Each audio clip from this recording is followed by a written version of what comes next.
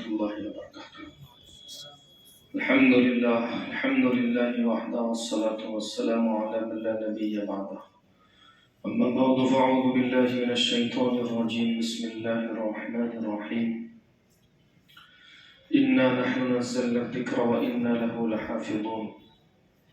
صدق اللہ العظیم۔ قال النبی صلی اللہ علیہ وسلم يقال لصاحب القرآن اقرأ وارتقي ورتل كما كنت ترتل في الدنيا فإن منزلتك عند آخر آية تقرأها، أو كما قال عليه الصلاة والسلام۔ وقال رسول الله صلى الله عليه وسلم خيركم من تعلم القرآن وعلمه، أو كما قال عليه الصلاة والسلام۔ قابل صد احترام علماء کرام، حاضرین مجلس اور طلبہ عزیز، آج کی یہ مجلس دکھنے کو بہت مختصر ہے لیکن بڑی قیمتی ہے، چونکہ ہمارے جمع ہونے کا عنوان تکمیل قرآن کا موقع ہے، اور یہ وہ بہترین موقع ہے جس وقت اور جس موقع پر دعائیں قبول ہوتی ہیں۔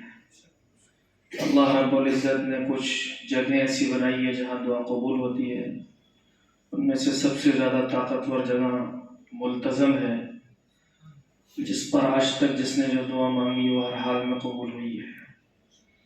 اور اسی طرح کچھ اوقات ایسے بنائے ہیں جن اوقات میں اللہ کے یہاں سے قبولیت کے فیصلے ہوتے ہیں، ان میں سے ایک وقت ختم قرآن اور تکمیل قرآن کا موقع ہے۔ عبداللہ بن عمر رضی اللہ تعالیٰ عنہ اسی وجہ سے جب کبھی ان کا قرآن ختم ہوتا تو اپنے گھر والوں کو جمع کرتے اور بہت اہتمام سے قرآن پاک کی تکمیل کر کے پھر دعا فرمایا کرتے تھے۔ تو اس لیے ایک سبق اور ایک قابل عمل بات تو ہمارے لیے یہ ہے کہ جب کبھی خود ہم اپنا ذاتی قرآن اپنی تلاوت کا معمول گھر میں پورا کریں اور قرآن کے ختم ہونے کا موقع ہو تو اس موقع پر اپنے گھر والوں کو جتنے بھی جمع ہو جائیں اہتمام سے جمع کریں اور اپنی حاجتوں کو اللہ کے سامنے رکھیں۔ اور اس کے علاوہ جب کبھی کسی مدرسے مکتب میں ختم قرآن کی کوئی محفل ہو، کوئی مجلس ہو، تو ہم اس میں اہتمام سے اپنی ضرورت سمجھ کے حاضر ہوں، اپنی ضرورت سمجھ کے حاضر ہوں۔ اللہ تعالی ہمیں عمل کی توفیق عطا فرمائے۔ یہ قرآن پاک کی تکمیل کا موقع ہے، اس لیے قرآن سے متعلق چند باتیں آپ حضرات کی خدمت میں عرض کرنی ہیں جن کا میں خود سب سے پہلے محتاج ہوں، اور اللہ تعالیٰ ہم سب کو ان پر عمل کی توفیق عطا فرماتے ہیں۔ سب سے پہلی بات میرے عزیز و بزرگ یہ ہے کہ قرآن پاک یہ اللہ کا کلام ہے، اور جبرائیل علیہ السلام کے واسطے سے اللہ تعالیٰ نے بہت امانت داری سے اپنے حبیب محمد صلی اللہ علیہ وسلم پر اتارا، اور انتہائی درجے بابرکت کلام ہے۔ خود اللہ تعالیٰ فرماتے ہیں ھذا کتاب انزلناہ مبارک، یہ وہ کتاب ہے جس کو ہم نے اتارا ہے اور یہ بہت ہی زیادہ بابرکت ہے۔ ہمارے تک یہ پاک کلام بہت آسانی سے ہمیں مل گیا، اور ہمیں آج اس کے پڑھنے کے اور اس کو سیکھنے کے اور سکھانے کے مواقع میسر ہیں۔ ہم اس زمانے میں جی رہے ہیں جس زمانے میں قرآن گھر میں بھی موجود ہے، دکان پر جاؤ تو قرآن موجود ہے، اور اب تو ہر موبائل میں قرآن موجود ہے۔ ایسے زمانے میں ہم لوگ جی رہے ہیں، ورنہ جس مشقت کے ساتھ صحابہ نے اس قرآن کو حاصل کیا ہے، جب ہم اسے پڑھیں گے تو ہمیں محسوس ہوگا کہ واقعی کتنی قربانیوں کے ساتھ صحابہ نے اسے حاصل کیا اور پھر کتنی قربانیوں سے ہم تک پہنچایا ہے۔ ایک صحابی کا واقعہ لکھا ہے، جس وقت قرآن نازل ہوتا تھا تو اس وقت وہ مدینہ منورہ کے اطراف میں دیہات میں رہا کرتے تھے، اور قرآن پاک کے نزول کا زمانہ شروع ہو چکا تھا۔ ان میں قرآن پاک کو سیکھنے کی طلب تھی، تو وہ روزانہ اپنے گھر سے باہر اس راستے پر آ کر بیٹھ جاتے جس راستے سے مدینے سے آنے والا قافلہ گزرتا تھا، اور سورج طلوع ہونے سے لے کر سورج کے زوال کا وقت آ جاتا، بعض مرتبہ اور زیادہ وقت ہو جاتا، اور وہ یہ انتظار کرتے رہتے کوئی قافلہ مدینے سے آئے اور میں اس سے معلوم کروں تو حضور صلی اللہ علیہ وسلم سے مل کر آئے ہو، اور پھر ان سے پوچھوں کیا تم نے کوئی قرآن پاک کی آیت حضور صلی اللہ علیہ وسلم سے سنی ہے؟ اگر وہ سنی ہے تو آپ مجھے سنا دیں، مجھے سکھا دیں۔ اس طرح گھنٹوں انتظار کرتے کرتے کوئی قافلہ آتا اور اس سے جو کچھ انہوں نے سیکھا ہوتا وہ ان سے سیکھتے تھے. روزانہ کا یہی معمول تھا، اور اس طرح سیکھتے سیکھتے ایک بڑا ذخیرہ ان کے پاس جمع ہو گیا. اندازہ لگائیں، چلچلاتی دھوپ، آج تو پنکھوں میں اور اے سی میں بیٹھ کے قرآن سیکھا ہے، اور وہ بھی مکے کی دھوپ. جو جاتے ہیں اور جو جا کر آ چکے ہیں وہ جانتے ہیں کتنی تیز ہے یہاں کے مقابلے میں وہ دھوپ. کس مشقت کے ساتھ انہوں نے ایک ایک آیت کو سیکھا ہوگا، ایک ایک سورت کو سیکھا ہوگا. اللہ ان کو بہترین بدلہ عطا فرمائے، ان کی قبروں کو نور سے منور فرمائے. تو اس طرح مشقت کے ساتھ یہ قرآن پاک سیکھا گیا، اور پھر اس کے بعد اسی طرح اس کو جمع کیا گیا، اور پھر بڑی قربانیوں سے ہم تک پہنچایا گیا ہے. اس لیے اس کی قدردانی اور اس کی شکر گزاری ہر مسلمان کے لیے بے انتہا ضروری ہے. اور پھر کتنے خوش نصیب ہیں وہ سینے جنہیں اللہ تعالیٰ اس کی حفاظت کے لیے قبول فرما لیں. کتنے خوش نصیب ہیں وہ جنہیں اللہ اس کی حفاظت کے لیے قبول فرما لیں. حافظ ہونا کوئی تماشا نہیں ہے، اور انسان کے بس کی بات بھی نہیں ہے، اور اس کا تعلق کسی مال والے کے مال سے بھی نہیں ہے، اور کسی عہدے والے کے عہدے سے بھی نہیں ہے، اور کسی قوت والے کی قوت سے بھی نہیں ہے. یہ صرف اور صرف اللہ کی طرف سے انتخاب ہے. خود اللہ تعالیٰ فرماتے ہیں ثم اورثنا الکتاب الذین اصطفینا من عبادنا، پھر ہم نے اپنے بندوں میں سے اپنی کتاب کے لیے چنا جن کو چاہا. چناؤ ہوتا ہے بڑے بڑے خاندانوں میں سے، بڑے بڑے علاقوں سے، بڑی بڑی برادریوں میں سے، تب جا کر کوئی بچہ حافظ قرآن بنتا ہے. دیکھو آپ ہر علاقے میں کتنی بڑی تعداد ہے برادری میں، نوجوانوں کی، بچوں کی، عورتوں کی، مردوں کی. کتنے آٹے میں سے نمک کے برابر حافظ ہیں، جبکہ ایک سے بڑھ کر ایک صاحب دولت، صاحب قوت، صاحب عہدہ موجود ہے. لاکھ چاہتے ہیں لیکن نہیں ہو پاتے. بہت سو کی اولادیں مدرسوں میں آ بھی جاتی ہیں لیکن پھر بھی کامیاب نہیں ہو پاتی. کیوں؟ اس لیے کہ انتخاب نہیں ہے، اللہ کی طرف سے چناؤ نہیں ہے. تو یہ صرف اللہ کی طرف سے چناؤ ہے، اور بڑی خوش نصیبی. جتنی قدر کی جائے اتنا ہی کم ہے. خاص طور سے جتنے بچے پڑھ رہے ہیں اور حفظ شروع کیے ہوئے ہیں، میں ان سے عرض کر رہا ہوں کہ یہ بہت زیادہ اپنے آپ کو خوش نصیب سمجھے کہ اللہ رب العزت نے ہمیں قرآن پاک کے لیے، اپنے کلام کے لیے چنا اور منتخب کیا اور ہمیں مدرسے میں پہنچایا. اگر یہ بات ہوگی ذہن میں کہ ہاں ہمارا چناؤ ہوا ہے تو ہم اس کی قدر کر پائیں گے. ورنہ جب یہ اہمیت نہیں ہوتی اور یہ عظمت نہیں ہوتی تو بعض مرتبہ چونکہ 3 حملے اکثر شیطان کے حفظ کرنے والوں پر ہوتے ہیں. ایک حملہ شروع میں ہوتا ہے، ایک حملہ بیچ میں ہوتا ہے، ایک حملہ آخر میں ہوتا ہے. کچھ 3-4 پارے کر کے ہی سلام پھیر لیتے ہیں، کچھ 15 کے بعد 20 کے درمیان سلام پھیر لیتے ہیں، اور کچھ 25 اور 30 کے درمیان سلام پھیر لیتے ہیں. ایسے بہت سارے ملیں گے آپ کو جو 3 پاروں کے حافظ ہیں، آگے نہیں چلی گاڑی.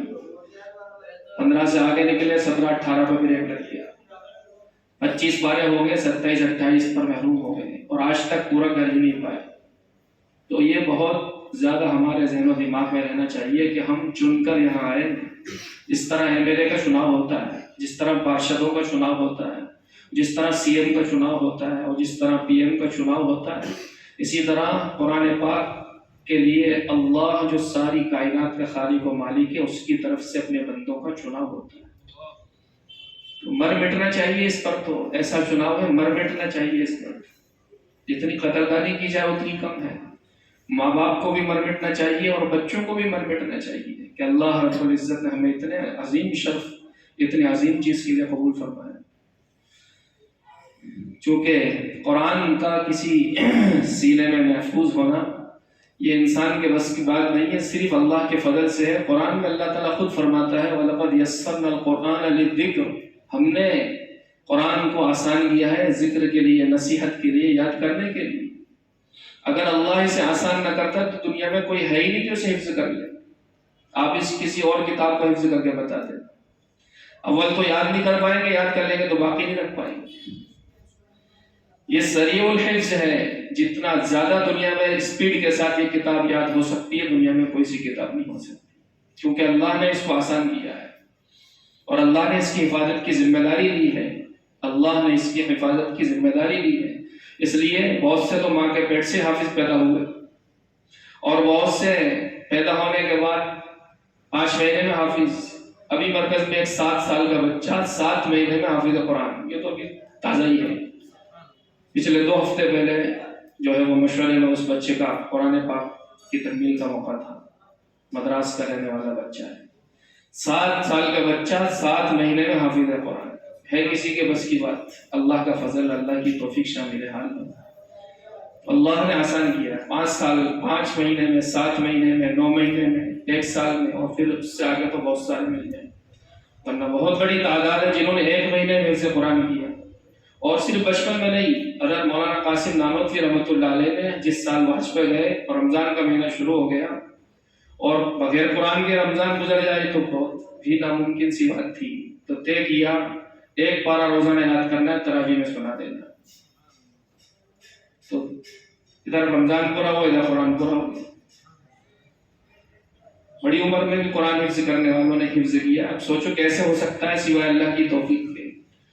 تو اس کو حفظ کر لینا صرف اور صرف اللہ کی توفیق سے ہے، ہمارے اور کسی کے بس میں نہیں ہے۔ خود اللہ کے نبی محمد صلی اللہ علیہ وسلم پر اللہ رب العزت نے آیت اتاری۔ شروع میں جب جبرائیل علیہ السلام قرآن لے کر آپ کے پاس آتے تو آپ صلی اللہ علیہ وسلم 2 وجہ سے ساتھ کے ساتھ دہرانے لگتے تھے۔ ایک تو اس لیے کہ وحی کا بوجھ ہی بہت زیادہ ہوتا تھا، دوسرا خوف ہوتا تھا میں بھول نہیں جاؤں۔ تو اللہ تعالیٰ نے فرمایا نبی جی لا تحرک به لسانک لتعجل به ان علینا جمعه وقرآنہ، نبی جی آپ جلدی اس کے ساتھ اپنی زبان کو حرکت نہ کیجیے، ہم اس کو محفوظ کرنا، اس کو یاد کرانا ہمارے ذمہ ہے، ہم یاد کرائیں گے، اس کی حفاظت ہم کریں گے، اور پھر اس کی تشریح اور تبیین اور اس کی وضاحت بھی ہمارے ہی ذمہ ہے۔ تو اللہ رب العزت نے انتخاب فرمایا ہے، جو بھی قرآن پاک حفظ کر رہا ہے اللہ کی طرف سے انتخاب ہے، اور اس پر ہمیں راضی اور شکر گزار ہونا چاہیے۔ مجھے اچھی طرح یاد ہے، موقع پر مفتی فاروق صاحب رحمۃ اللہ علیہ میرٹھ والے، وہ تشریف لائے تھے جامعہ محمودیہ میں۔ بڑی عجیب بات انہوں نے اس موقع پر فرمائی تھی کہ کتنے مبارک ہیں یہ سینے جن کو اللہ قرآن کے لیے قبول فرما لے۔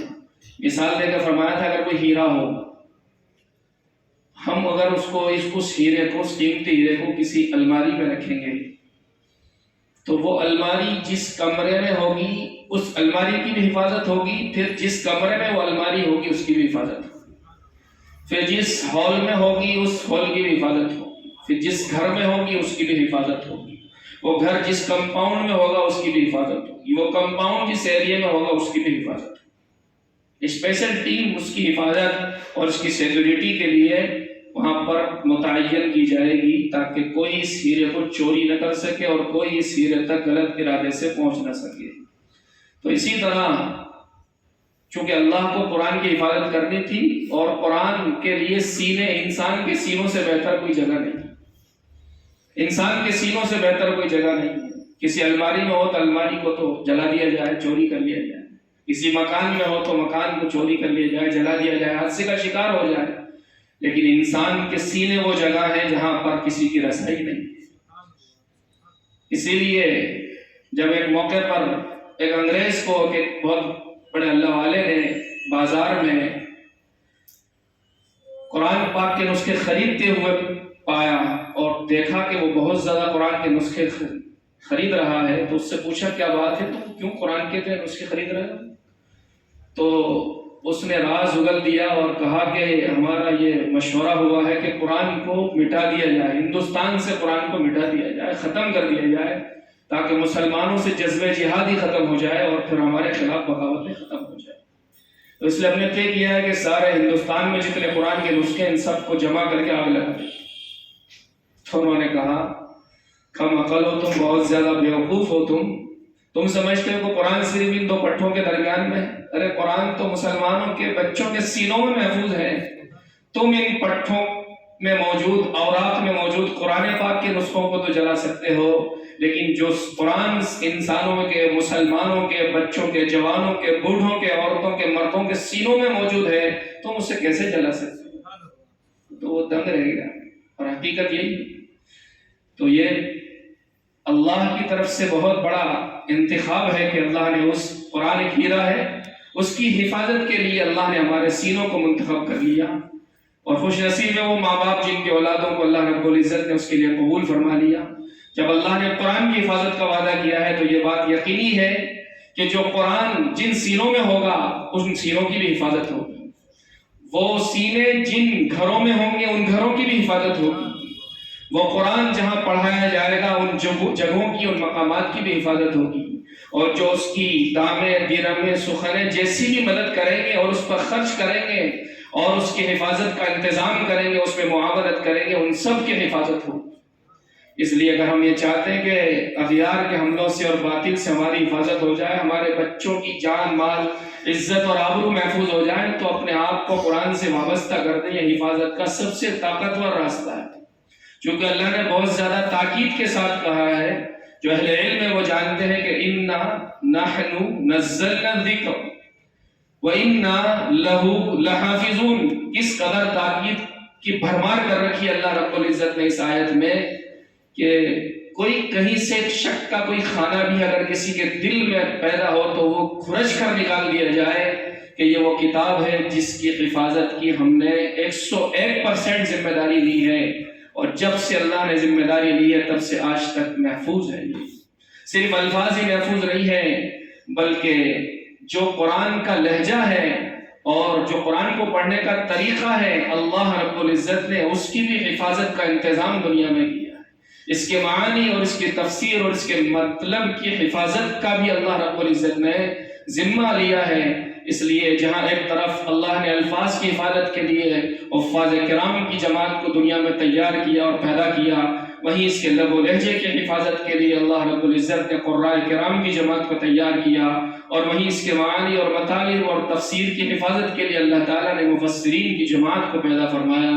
اور حیرت کرو گے آپ، ہم تو آج اب بڑے افسوس کے ساتھ کہنا پڑتا ہے، بہت سے مسلمان جو تو آنکھوں سے دیکھتے ہیں وہ کہتے ہیں کہ ہمارے پاس ٹائم نہیں، ہم قرآن سیکھ نہیں سکتے۔ اس وقت خود آپ کے اس ملک میں ایسے مدرسے اور ایسے مکاتب موجود ہیں جہاں باقاعدہ بلائنڈ کورس ہو رہا ہے۔ بلائنڈ کورس یعنی اندھوں اور نابینا بچوں کو قرآن پاک تجوید کے ساتھ پڑھنا سکھایا جا رہا ہے، انہیں حافظ قرآن بنایا جا رہا ہے۔ بمبئی فائن ٹچ دینیات میں باقاعدہ ایک بلائنڈ کورس چل رہا ہے جس میں بریل زبان میں جو اندھے ہوتے ہیں انہیں قرآن پاک سکھایا جاتا ہے اور وہ بہترین قرآن پڑھتے ہیں۔ اسی طرح ہمارے ایک ساتھی ہیں پونا میں، مولانا رئیس صاحب، ابھی چند مہینوں پہلے یہاں پہ آ کر گئے ہیں، انہوں نے باقاعدہ پونا میں مولانا غلام مستانوی صاحب کی زیر سرپرستی ایک ادارہ قائم کر رکھا ہے جس میں پورے ملک سے نابینا بچوں کو وہ چنتے ہیں، چھانٹتے ہیں اور باقاعدہ اس کے لیے سفر کرتے ہیں، ان کے ماں باپ کو سمجھاتے ہیں، ان کی تشکیلیں کرتے ہیں، اپنے وہاں بلا کر ان کو باقاعدہ صبح سے شام تک قرآن پاک، ہندی، انگریزی اور دیگر زبانیں سکھاتے ہیں۔ اندھے بچوں کے لیے قرآن پاک، انگریزی، عربی اور دیگر زبانوں کے سکھانے کا انہوں نے انتظام کر رکھا۔ تو اب سوچنے کی چیز ہے وہ لوگ کیا جواب دیں گے کل اللہ کو، جن کو اللہ نے دو آنکھیں دی، بولنے والی زبان دی، وہ قرآن پاک نہیں پڑھ پائے، انہوں نے قرآن نہیں پڑھا۔ تو شکر گزار ہونا چاہیے کہ اللہ رب العزت نے ہمیں آنکھیں دی ہیں، زبان دی ہے، کان دی ہے، اور ہم الحمدللہ آج قرآن پاک کو سیکھ سکتے ہیں۔ سیکھنا چاہیے اور بہت زیادہ اہمیت کے ساتھ اپنے بچوں کو سب سے پہلے قرآن پاک سکھانا چاہیے۔ پھر اس کے ساتھ ساتھ خوش نصیب ہیں وہ اساتذہ کرام کہ جو قرآن پاک کی خدمت میں لگے ہوئے ہیں۔ قرآن پاک کی خدمت کوئی معمولی خدمت نہیں ہے، بہت اونچی خدمت ہے، بہت اونچی خدمت ہے۔ اللہ رب العزت نے ان کا مقام کیا ہے خود بیان کیا ہے، وَلَكِنْ كُونُوا رَبَّانِيِّينَ بِمَا كُنْتُمْ تُعَلِّمُونَ الْكِتَابَ وَبِمَا كُنْتُمْ تَدْرُسُونَ۔ اللہ تعالیٰ فرما رہا ہے اس آیت میں کہ قرآن پاک کو سیکھنا اور سکھانا، قرآن پاک کو سیکھنا اور سکھانا، اس کو پڑھانا، یہ اللہ والا بننے کا، ربانی بننے کا راستہ ہے۔ لیکن تم ربانی، رب والے ہو جاؤ، اس لیے کہ تم قرآن پڑھتے ہو اور اس کو سکھاتے ہو، اس لیے تم رب والے ہو جاؤ۔ تو قرآن پڑھانے والے، قرآن کی خدمت سے وابستہ جو لوگ ہیں یہ تو اللہ والے اور رب والے لوگ ہیں۔ رب والے لوگ ہیں، اللہ کے خاص مخصوص چنندہ لوگ ہیں جن کو اللہ رب العزت نے اس کتاب کی خدمت کے لیے چن لیا۔ اسی لیے بہت بڑے محدث تھے، اور باوجود کہ وہ محدث تھے لیکن جب ان کی نگاہ سے حدیث گزری جس میں اللہ کے نبی صلی اللہ علیہ وسلم نے ارشاد فرمایا خیرکم من تعلم القرآن وعلمہ، تم میں سب سے بہترین وہ ہے جو قرآن پاک کو سیکھے اور اسے سکھائے، تو انہوں نے اپنی زندگی کے تقریباً 35 سال قرآن کی خدمت کے لیے وقف کر دیے کہ یہ فضیلت کسی اور کتاب کے لیے دنیا میں ہے ہی نہیں۔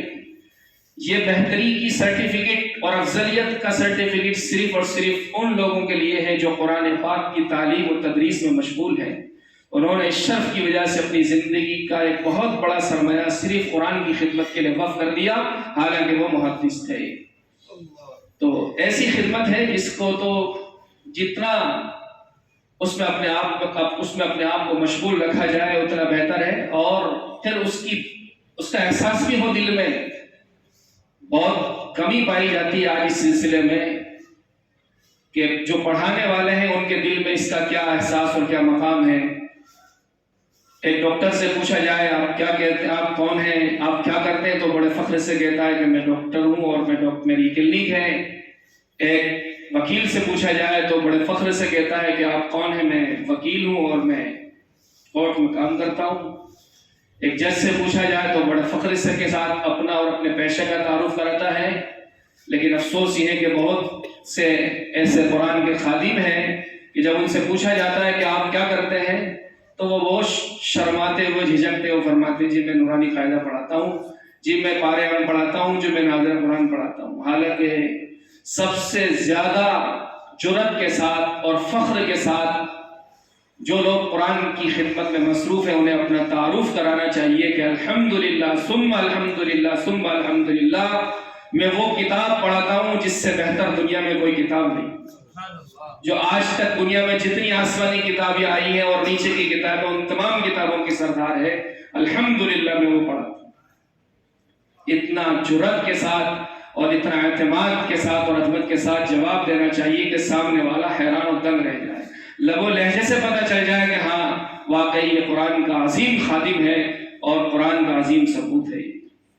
تو یہ بہت زیادہ اس طرف توجہ دینے کی ضرورت ہے، چونکہ یہ بات اس لیے پیدا ہو گئی چونکہ معاشرے میں یہ مزاج بنا دیا گیا کہ افضلیت کا تعلق اور بہتری کا تعلق وہ سیلری سے ہے اور تنخواہوں سے ہے۔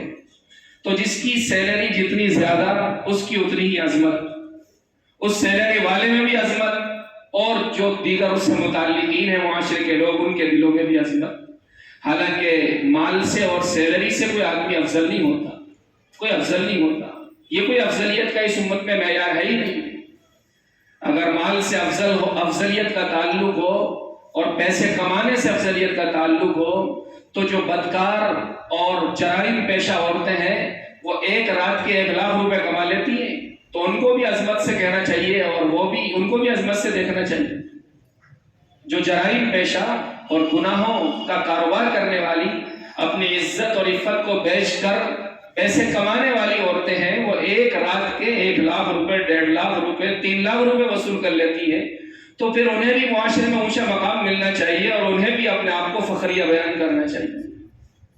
تو جب یہ اصول یہاں ٹوٹ جاتا ہے اور یہ قاعدہ یہاں فنا ہو جاتا ہے تو پھر کیوں ہمارا ذہن اس طرف کہ جس کی سیلری زیادہ، جس کی انکم زیادہ وہ زیادہ مقام والا، زیادہ مرتبے والا، نہیں، اس سے کوئی تعلق نہیں ہے۔ مسلمان کے لیے تو افضلیت اور فخر کی چیز صرف اور صرف قرآن ہے اور اسلام ہے اور نبی کی نسبت ہے اور اللہ سے بندہ ہونے کی نسبت ہے۔ یہ نسبتیں ہیں جس پر مسلمان کو فخر کرنا چاہیے۔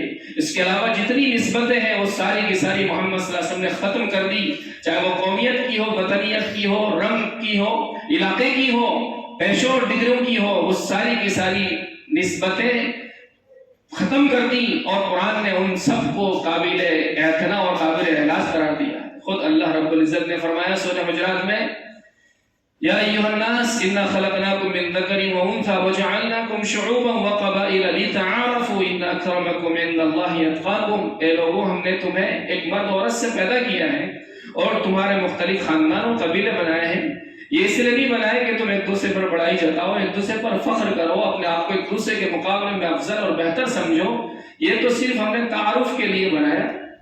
تو کسی کا اپنے پیشے پر فخر کرنا اور اپنی زیادہ سیلری والا ہونے پر فخر کرنا ایسا ہی ہے جیسا کسی کا افریقی ہونے پر فخر کرنا، یا کسی کا یورپین ہونے پر فخر کرنا، امریکن ہونے پر فخر کرنا، یا کسی کا گورے رنگ والا ہونے پر فخر کرنا، یا کسی کا کسی عہدے والا ہونے پر فخر کرنا، یہ ایسا ہی ہے، جبکہ اس کی کوئی اسلام میں اجازت نہیں۔ تو اسی لیے میں نے عرض کیا کہ افضلیت کا تعلق اس سے نہیں، افضلیت کی چیز تو قرآن ہے، اور خوش نصیب ہے جن کو اللہ یہ شرف عطا فرما دے۔ اس لیے جو اس کی خدمت میں لگے ہیں وہ کبھی اس طرف اپنے ذہن کو متوجہ نہ ہونے دیں، اور کبھی اس قسم کا خیال اگر آ بھی جائے تو اس پر اللہ سے سینکڑوں مرتبہ استغفار کریں کہ اللہ نے ہمیں قرآن جیسی عظیم کتاب کے لیے چنا ہے، بس یہی ہماری افضلیت اور ہماری بہتری کے لیے کافی ہے۔ اور دنیا والے کیا مقام دیں گے؟ اصل تو مقام وہ ہے جس کو اللہ دے دے، اصل تو مقام اللہ دیتا ہے، اصل تو عزت وہ ہے جسے اللہ عزت کہے۔ دنیا والوں کی عزت تو یہ ہے کہ آج تو پھولوں کی مالا، کل جوتوں کی مالا، آج پھولوں کا ہار کل جوتوں کا ہار، لیکن اللہ جسے عزت دے دے پھر دنیا میں اسے کوئی ذلیل نہیں کر سکتا۔ تو یہ عزت دنیا میں بھی اس کی کام کی ہے، اور آخرت میں بھی اللہ رب العزت کے ان کا بڑا اونچا مقام ہے۔ تو اس لیے تنخواہوں پر نہیں، چونکہ قرآن پاک اسی سوچ کی وجہ سے آج بہت بڑی تعداد وہ ہے جنہوں نے قرآن کی تعلیم سے اپنی اولادوں کو دور رکھ رکھا ہے کہ یہ کھائیں گے کیا اور ان کا مقام کیا رہے گا۔ چونکہ یہ غلط سوچ ذہن و دماغ میں داخل ہو گئی تو وہ اپنی اولادوں کو قرآن کے لیے وقف نہیں کرتے، اور خاص طور سے کریم جو اولادیں ہوتی ہیں انہیں قرآن کے لیے وقف نہیں کرتے، انہیں تو اسکول کالج کے حوالے کر دیتے ہیں۔ ان کے دماغ میں یہ گندگی اور غلط سوچ بیٹھی ہوئی ہے کہ یہ اگر قرآن پڑھ لے گا تو کھائے گا کہاں سے اور کیا کھلائے گا اپنے بچوں کو، جبکہ قرآن پڑھے اور بھوکا مرے ایسا تو آج تک ہوا ہی نہیں دنیا میں۔ علامہ تھانوی رحمۃ اللہ علیہ کی بات ایک جگہ میں نے پڑھی، انہوں نے ایک بچے کو دیکھا بڑا ذہین، بڑا سمجھدار، تو اس سے پوچھا بیٹا تمہیں کون سی زبان اچھی لگتی ہے؟ کیا عربی زبان اچھی لگتی ہے؟ تو سوال کیا بیٹا عربی پڑھنے والے تو ان کی تو تنخواہیں بہت کم ہوتی ہے، ان کی تو جو وظیفے ہوتے ہیں بہت کم ہوتے ہیں۔ تو اس نے جو اگلا جواب دیا اس کو سن کر علامہ تھانوی دنگ رہ گئے، اور اس کی ذہانت کی اور عظمت دل میں بیٹھ گئی۔ بچے نے جواب دیا حضرت بات یہ ہے کہ جو عربی پڑھ لیتا ہے وہ اللہ والا ہو جاتا ہے، جو اللہ والا ہو جاتا ہے تو پھر اللہ پاک لوگوں کے دلوں میں ڈالتا ہے کہ تم انہیں دو، لوگ دیتے ہیں اور وہ کھاتے ہیں، لوگ دیتے ہیں اور وہ کھاتے ہیں۔ اور یہ ایسی بات ہے جو اس کو پڑھتے ہیں وہ ہر وقت ہر دن اس لائن سے گزرتے ہیں۔ جن کا عربی سے تعلق نہیں وہ تو اس چیز کو سمجھنے میں بہت دیر لگائیں گے، بہت دیر میں سمجھ میں آئے گی، ورنہ جو اس کو پڑھتے ہیں وہ تو خوب روزانہ اس کے تجربات کرتے ہیں کہ کس طرح اللہ رب العزت اس قرآن کی برکت سے ان کی ضرورتیں پوری فرماتا ہے، ان کی ضرورتوں کا اللہ خزانے غیب سے انتظام فرماتا ہے۔ ہو ہی نہیں سکتا قرآن پڑھے، اس پر عمل کرے اور پھر وہ بھوکا مر جائے۔ تو دنیا میں بھی اللہ کے یہاں سے اس کی کفالت اور اس کی ضروریات کا بہترین انتظام، اور آخرت میں اللہ تعالیٰ جو دے گا وہ حضور صلی اللہ علیہ وسلم نے فرمایا جو قرآن کو اپنے سینے میں محفوظ کرے گا اور اس پر عمل کرے گا تو اللہ میدان حشر میں، جو وہ میدان ہے جس میں قیامت تک آنے والی ساری انسانیت جمع ہوگی، اس جلسے کا صدر خود اللہ ہوگا، والنٹرز اس کے فرشتے ہوں گے، اس میں اللہ اعلان کرے گا بھائی حافظ قرآن کہاں ہے؟ تو حافظ قرآن کو بلایا جائے گا، اور پھر اللہ تعالیٰ فرمائیں گے پڑھتا جا اور چڑھتا جا، اور ٹھہر ٹھہر کر سکون اطمینان سے پڑھ جیسے تو دنیا میں پڑھا کرتا تھا، تیرا آخری مقام و مرتبہ وہی ہے جہاں تو قرآن کی آخری آیت کو پوری کر لے۔ 6666 آیتیں قرآن پاک کی، یہی اس کے قرآن جنت کے درجات ہیں۔ اس دن افسوس کریں گے وہ ماں باپ اور خون کے آنسو روئیں گے وہ ماں باپ جنہوں نے چند کوڑیوں کے خاطر اور دنیا کے چند ٹکوں کے خاطر اپنی اولادوں کو قرآن سے دور رکھا۔ 4 اولادیں دی اللہ تعالیٰ نے، ایک کو بھی قرآن کے لیے وقف نہیں کیا۔ سمجھدار اور ذہین اولادیں دی اللہ تعالیٰ نے، ایک کو بھی قرآن کی طرف متوجہ نہیں کیا۔ وہ خون کے آنسو روئیں گے اور تمنائیں کریں گے کاش کہ ہم بھی اپنی اولاد کو حافظ قرآن بنائے ہوتے تو آج یہ مقام اور یہ مرتبہ جو ہے وہ ہماری اولادوں کو ملتا اور آج ہمارے لیے فخر کا دن ہوتا۔ اور میں اسے بہت اچھی طرح جانتا ہوں چونکہ میں اس لمحے اور اس موڑ سے گزر چکا۔ میں تحدیث بالنعمت کے طور پر کہتا ہوں کہ میرے بچے نے قرآن پاک حفظ کیا گناہ MP میں، اور پھر جب اس کے 10 پارے ہوئے تو اس وقت عقل کنواں والوں کی طرف سے آل MP مسابقہ ہوا اور مدرسے والوں نے اس بچے کو شریک کیا مسابقے میں اور وہ فرسٹ پوزیشن سے پاس ہوا۔ پھر اس کے بعد آل انڈیا مسابقہ ہوا تو وہ 10 پارے کی فرا میں سن 2014 میں فرسٹ پوزیشن سے پاس ہوا اور عمرہ کر کے آیا۔ پھر اس کے بعد سن 2018 میں پہلے اسٹیٹ لیول کے مسابقے ہوئے پورے ہندوستان میں، پھر پورے قرآن جب اس کا قرآن پورا ہو چکا تھا تو وہ آل MP مسابقے میں پورے قرآن کی فرا میں شامل ہوا اور اس نے فرسٹ پوزیشن حاصل کی۔ پھر وہ آل انڈیا مسابقے میں گیا جس میں حکم بھی بہت گہرے تھے، امریکہ کے اور جو ہے ترکی کے اور یمن کے اور سعودی کے، اور وہاں پر پورے قرآن کی فرا میں پھر وہ الحمدللہ فرسٹ پوزیشن سے پاس ہوا۔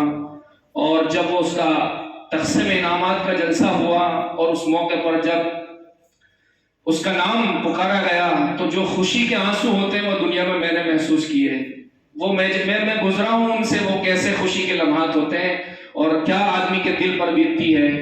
تو وہ میدان حشر کا منظر میں سنا رہا ہوں اصل کہ وہ کیا منظر ہوگا اور وہ کتنے خوش نصیب ہوں گے وہ ماں باپ جب اللہ یہ فرمائے گا کہ وہ فاز بلاؤ، اور کسی کا بیٹا جس نے دنیا میں حفظ قرآن کی سعادت حاصل کی ہوگی وہ بیٹا لایا جائے گا اور وہ قرآن پڑھے گا اور وہ جنت کے درجوں پر چڑھے گا۔ اس خوشی کا تو دنیا میں ہم تصور ہی نہیں کر سکتے۔ جب دنیا کی خوشیاں برداشت نہیں ہوتی آدمی سے تو وہ کیا خوشی ہوگی۔ اگر آج اللہ اس کی جھلک دکھا دے تو ہم برداشت نہ کریں، وہ کلیجے ہمارے پھٹ جائیں۔ تو اس لیے جنہوں نے اب تک اس طرف توجہ نہیں کی وہ ضرور اس طرف توجہ کریں۔ اپنی اولادیں بڑی ہو چکی تو اپنی نسلوں سے متعلق ارادے اور عزم کریں، اپنے پوتوں کو، اپنے نواسوں کو، بھانجوں کو، بھتیجوں کو، جو بھی، اور اگر یہ نہ ملے اور ان میں سے کوئی بھی تیار نہ ہو تو کسی کو گود ہی لے لو، کسی کو گود ہی لے لو۔ ایک اسکیم گود لینے کی بھی، یہ بہت سارے غریب بچے ہوتے ہیں جن کے ماں باپ انہیں مدرسوں میں حفظ کراتے ہیں، ذہین ہوتے ہیں، ان کے سال کے خرچے مشکل سے 3000 4000 ہوتے ہیں، 2 سال 1.5 سال زیادہ سے زیادہ 3 سال میں ایک بچہ حافظ قرآن ہو جاتا ہے۔ تو اگر آپ نے کسی غریب بچے کو اپنی کفالت میں لے لیا تو یہ بھی ایک بچہ ہوگا جو کل قیامت کے دن آپ کی جنت کا سرٹیفکیٹ بنے گا۔ اور کیا فضیلتیں بیان کی حضور صلی اللہ علیہ وسلم نے، ایک بچہ اگر اس نے قرآن کے مطابق اس نے عمل کیا تو 10 وہ خاندان کے لوگ جن کے اوپر جہنم کی مہر لگ چکی ہوگی، اللہ اس کی سفارش اور اس کے چیک سے، چونکہ دنیا میں 2 ہی چیزیں چلتی ہیں، لوگ کہتے ہیں یا تو چیک یا چیک، تو یہ چیک اور چیک کا سسٹم جو لوگ اس سے گزرے وہ زیادہ سمجھتے ہیں۔ تو بہرحال وہ چیک کا کام کرے گا یہ حافظ ان 10 لوگوں کے بارے میں جن کے بارے میں جہنم کی مہر لگ چکی ہوگی، اللہ اس کی سفارش پر انہیں جنت میں داخل کرے گا۔ تو اس کے لیے بہت ضرورت ہے کہ اس طرف ہم توجہ کریں اور اس لائن سے بھی اپنے اعمال میں حافظوں کی ترتیبیں قائم کریں۔ عرب کے کتنے لوگ ہیں جب وہ کل مدرسے میں آئے تو انہوں نے سینکڑوں بچوں کو، سینکڑوں کی تعداد میں بچوں کو اپنی کفالت میں لے لیا، اور آج اللہ نے ان کے نامہ اعمال میں ان حافظوں کی جماعتوں کو کھڑا کر رکھا ہے۔ یہ صرف حافظ نہیں، خدائی فوج ہے، یہ خدائی فوج ہے۔ کسی کا بچہ حافظ قرآن ہو گیا وہ خدا کی فوج میں شامل ہو گیا۔ آج دنیا میں کسی کا بیٹا فوج میں شامل ہو جائے تو کتنے فخر کی بات ہوتی ہے اس کے لیے، پورے خاندان کے لیے۔ اسی طرح جو بچہ حافظ قرآن ہوتا ہے وہ خدا کی فوج میں شامل ہوتا ہے۔ یہ بہت بڑے اعزاز اور بہت زیادہ شرف کی چیز ہے، اللہ ہمیں اس کی قدردانی کی توفیق عطا فرمائے۔ اس کے ساتھ ساتھ میں اکثر کہا کرتا ہوں کہ جنہوں نے قرآن پاک پورا کر لیا ان کا کام ابھی پورا نہیں ہوا ہے، ابھی 6 چیزوں میں سے ایک چیز حاصل ہوئی ہے، ابھی 5 دعائیں اور کرنی ہے اور 5 کام اور کرنے ہیں۔ تو پھر ان حافظوں کا تو اللہ کے یہاں کیا معاملہ ہوگا کوئی دنیا میں سوچ ہی نہیں سکتا۔ نمبر 1 حافظ قرآن بننے کے بعد اب دوسرا کام ہے عالم قرآن بنے، عالم قرآن بنے۔ ابھی تو الفاظ رٹے ہیں اس کے، اور یہ بھی انتہائی درجے بابرکت اور انتہائی درجے خیر دلانے والے ہیں، اور اس پر بھی اللہ کے یہاں سے انعامات کی بارشیں ہیں۔ لیکن یہ پہلا زینہ ہے حفظ قرآن، دوسرا زینہ اور دوسرا کام اس کے بعد عالم قرآن بننا ہے۔ قرآن کیا کہہ رہا ہے، قرآن ہم سے کیا کہہ رہا ہے، کیا چاہتا ہے، وہ عالم قرآن جب بنے گا تو پتہ چلے گا۔ تیسرا کام ہے اس کے بعد عامل قرآن بنے، عالم قرآن کے بعد پھر وہ عامل قرآن بنے، جو علم ہے قرآن کا سیکھا ہے اس کے مطابق اپنی زندگی کو ڈھالے اور اس سانچے میں اپنی زندگی گزارے۔ پھر اس کے بعد تیسرا کام، خادم قرآن بننے کی اللہ سے دعا مانگے، اللہ مجھے خادم قرآن بنا۔ قرآن کے خادموں میں کوئی شامل ہو جائے، یہ معمولی چیز نہیں ہے۔ پھر اس کے بعد چوتھا کام اس کا، وہ دعا مانگے، اللہ مجھے داعی قرآن بنا، قرآن کا داعی بنے۔ قرآن صرف اپنے لیے نہیں ہے، قرآن تو پورے عالم کے لیے ہے۔ قرآن ایک پیغام ہے جس کو پوری دنیا میں پہنچانے کے لیے ہمیں دیا گیا ہے۔ ساری انسانیت اس پیغام کی پیاسی ہے، اور اس کے بغیر وہ بہت زیادہ ذلت اور رسوائیوں میں زندگی گزار رہی ہے۔ تو چوتھا کام یہ ہے کہ اللہ سے مانگے اور کوشش کرے اللہ مجھے داعی قرآن بنا دے، اور پانچواں کام یہ ہے کہ اللہ سے مانگے اللہ مجھے عاشق قرآن بنا۔ سارے صحابہ ان پانچوں صفات سے متصف تھے۔ سارے صحابہ عالم قرآن اور عامل قرآن اور خادم قرآن اور داعی قرآن اور عاشق قرآن تھے۔ ان کی راتیں قرآن سے آباد تھی، ان کی راتیں قرآن سے آباد تھی۔ ان کی صفات تھی رہبان باللیل فرسان بالنہار، وہ دن کے مسلح کے، دن کے گھوڑے کے سوار اور رات کے مسلوں کے سوار تھے۔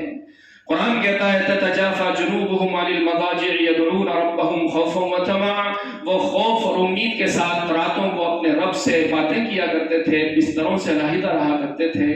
كانوا قليلا من الليل ما يهجعون وبالاسحار هم يستغفرون، راتوں کو بہت تھوڑا سوتے تھے، صبح اٹھ کے اللہ سے استغفار کیا کرتے تھے جیسے پوری رات گناہوں میں گزری ہو۔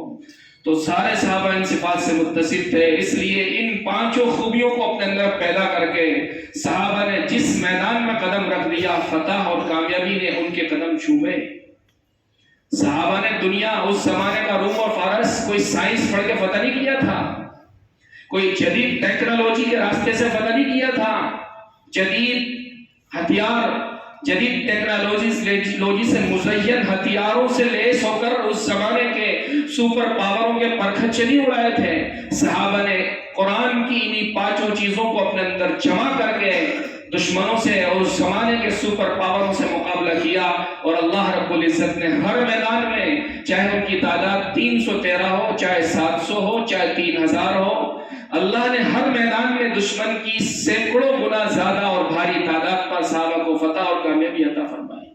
تو اس کے لیے یہ جتنے بھی بچے حافظ قرآن ہو رہے ہیں وہ، اور جو حافظ قرآن ہو چکے ہیں وہ، یہ ان پانچوں چیزوں کو اب آگے اپنے اندر اللہ سے مانگنے کی اور پیدا کرنے کی کوششیں کریں، تب جا کر کام پورا ہوتا ہے، تب جا کر پھر اللہ کے یہاں سے وہ مقام اور مرتبے ملتے ہیں جن کی ہم تمنائیں لگائے ہوئے ہیں۔ ورنہ آج صرف حافظ قرآن بن کر بہت سارے بچے ہم اپنے محلوں میں دیکھتے ہیں وہ چھوڑ دیتے ہیں۔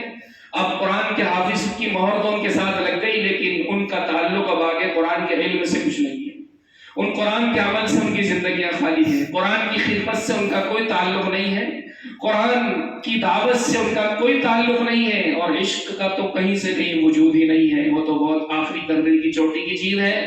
تو اس لیے وہ قرآن پڑھ کر یہ سمجھتے کہ ہم نے کچھ نہیں کیا، وہ کچھ نہیں کیا، اور بلکہ وہ دوسروں کے لیے رکاوٹیں بن جاتے ہیں، دروازے بند کر دیتے ہیں کہ بھائی حافظ بنانے سے کوئی فائدہ نہیں ہوتا، وہ حافظ صاحب ہو رہا، وہ سینما ہال میں جا رہا ہے، وہ فلاں جگہ جا رہا ہے، وہ گانے سن رہا ہے، وہ کرکٹ کھیل رہا ہے۔ تو یہ سب چیزیں اس لیے کہ آگے کی چیزوں کو ہم نے حاصل نہیں کیا، اس لیے قرآن کے بعد یہ ذلتیں اور یہ بدنامی کے الفاظ ہم سے منسوخ کیے جا رہے ہیں، ورنہ مجال نہیں ہے کہ قرآن سینے میں محفوظ کریں اور ان پانچوں چیزوں کو اپنے اندر پیدا کریں، اور پھر جہاں ہم گزرے وہاں دنیا یوں نہ کہے کہ ہماری اولاد بھی کاش کیسی ہوتی، کاش ہمارا بھی پوتا ایسا ہوتا، کاش ہمارا بھی بھائی ایسا ہوتا، اور کاش ہمارا بھی بھنجا اور بھتیجا ایسا ہوتا۔ یہ نہ نکلے لوگوں کی زبان سے اس کی طرف، اس کی عزت کو دیکھ کر اشارے نہ ہو، یہ قیامت تک ہو ہی نہیں سکتا۔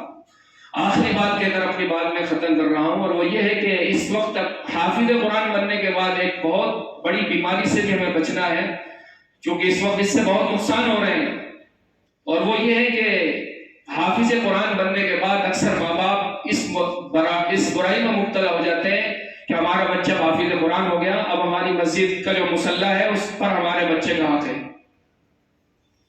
ہماری مسجد کا جو مصلی ہے اس پر ہمارے بچے کا حق ہے، چونکہ ہم محلے والے ہیں تو اب اس مصلی پر تو قرآن رمضان میں میرا بیٹا ہی سنائے۔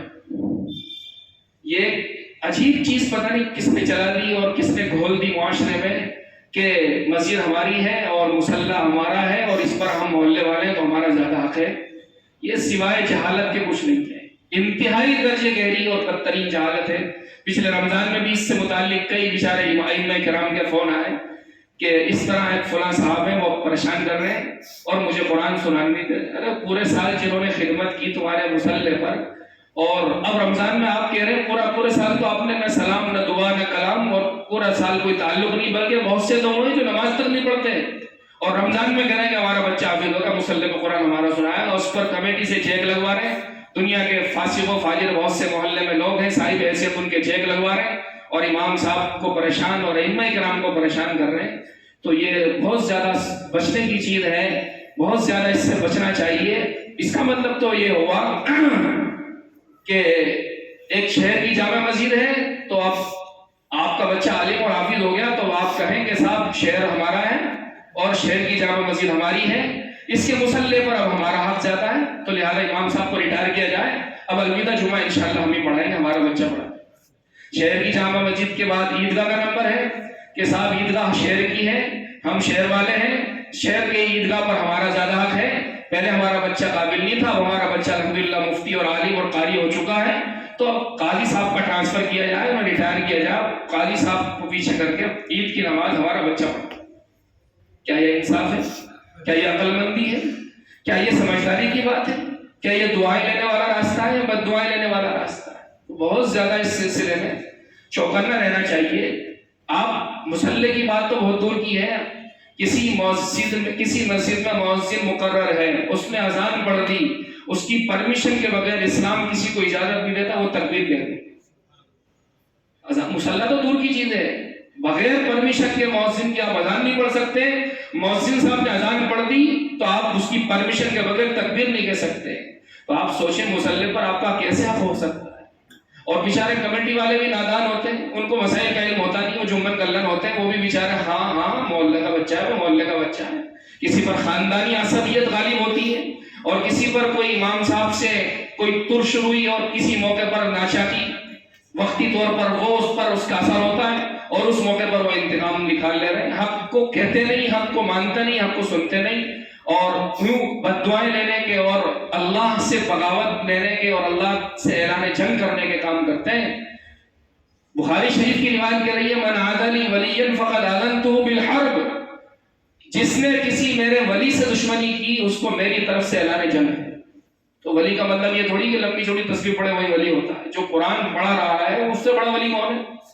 جو آپ کی مسجد میں اللہ کے گھر کی امامت کی خدمت انجام دے رہا ہے. کوئی یہ ولایت سے کم چیز ہے؟ ولایت سے کم درجے کی چیز ہے یہ؟ تو بہت اچھی چیز ہے اور بہت اچھے جذبہ ہے کہ ہم اپنے بچوں کو حافظ قرآن بنائیں، اور بنانا چاہیے اور بہت زیادہ عظمت اور احترام کے ساتھ بنانا چاہیے. لیکن آگے جو غلطیاں ہمارے معاشرے میں ہو رہی ہیں، جس سے پورے کرائے پر پانی پھر جاتا ہے اور جس سے بجائے دعائیں ملنے کے بد دعائیں ملنے کا سلسلہ چل پڑتا ہے، تو اس سے بہت زیادہ ہمیں چوکنا بھی رہنا ہے اور بچنا بھی ہے. اللہ تعالیٰ بہت زیادہ مبارک فرمائے ان دونوں بچوں کو، قابل مبارکباد ہے. میں تہ دل سے مبارکباد دیتا ہوں ان دونوں بچوں کو، ان کے اساتذہ کرام کو اور ان کے والدین کو، اور اس کے علاوہ ان تمام لوگوں کو جنہوں نے ان بچوں کی تکمیل قرآن کی سعادت میں دامِ درم سخن جیسی بھی کوشش کی. اللہ ان تمام کو اس کا بہترین بدلہ عطا فرمائے. وآخر دعوانا الحمدللہ رب العالمین.